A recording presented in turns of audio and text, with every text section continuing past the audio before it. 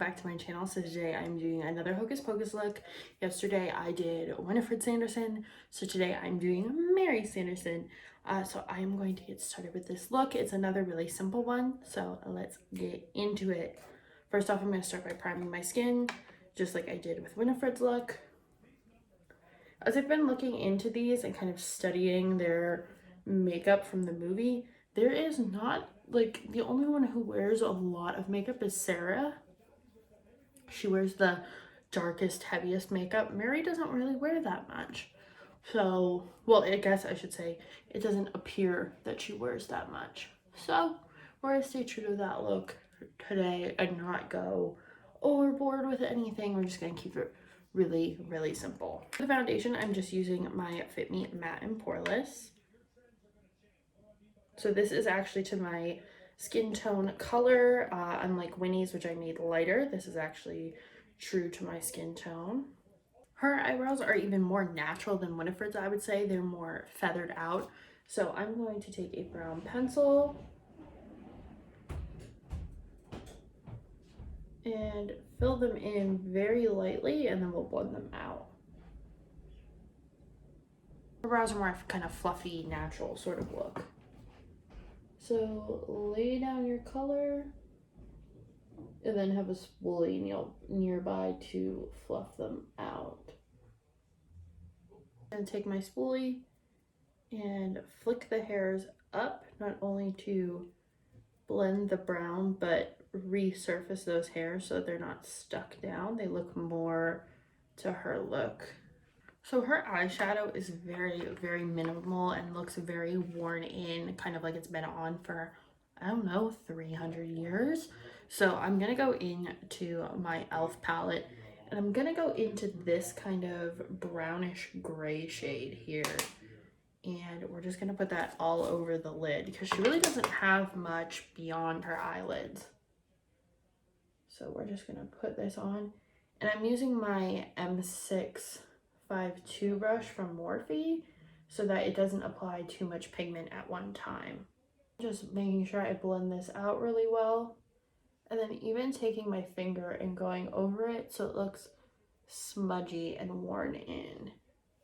For her liner, we're just going to go into this matte black shadow here on a smudger brush and use this on the top and bottom lashes. So we're just going to take it and kind of smudge it into the lash line because her liner definitely isn't as dark as everyone else's, but it is there for sure. So I'm just working it into the lid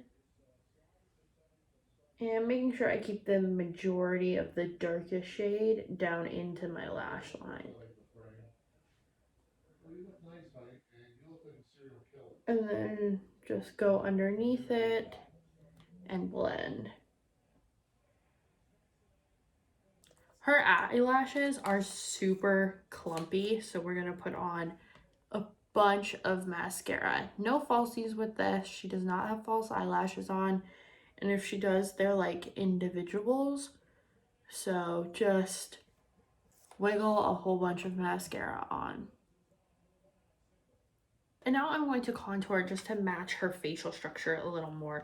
I'm going to dip into my kind of darkest shade and my neutral shade here and just go in and create a fuller, rounder cheek. This is a trick that I've done before, but I don't know that I've actually explained it, so I'll walk you through it. I take our dome topped brush, smile, and go up and around this way rather than back this way so that it creates the chubby cheek sort of look. And then I blend back into the hairline and up and around each time. And you can keep doing this. Sometimes I'll take more of the neutral color if I feel it's too orangey and just keep rounding that out until it's the way you want it. Then I'm going to take some blush and add it to my cheeks, keeping it pretty centralized onto where we just contoured. This is really like a 3-step contouring process, but the bronzer is going to help you create a guideline for the rest of your makeup. Okay, and then I'm going to throw on a little bit of highlight and tap that onto the apples of my cheeks to lift them. And her nose is kind of rounded, so I'm gonna put a little bit of highlight there. Then of course you have to do the beauty mark if you're gonna do Mary, so I'm taking a little liquid liner. I've done lots of beauty marks this year. Pop it on the cheek.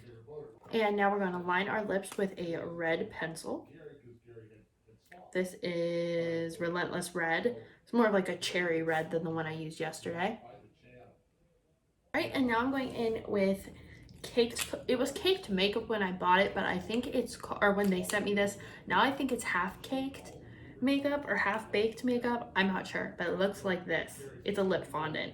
It's called Power Trip. They still have it, they've just rebranded. So I am going to use this as my lip color. So now the last part to this look, if you already have purple and black hair, then you don't have to do this step.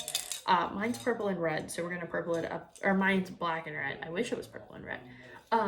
We're gonna use this purple hairspray and add some color. Oh God, it's running. All right, and there we go. This is the end of the look.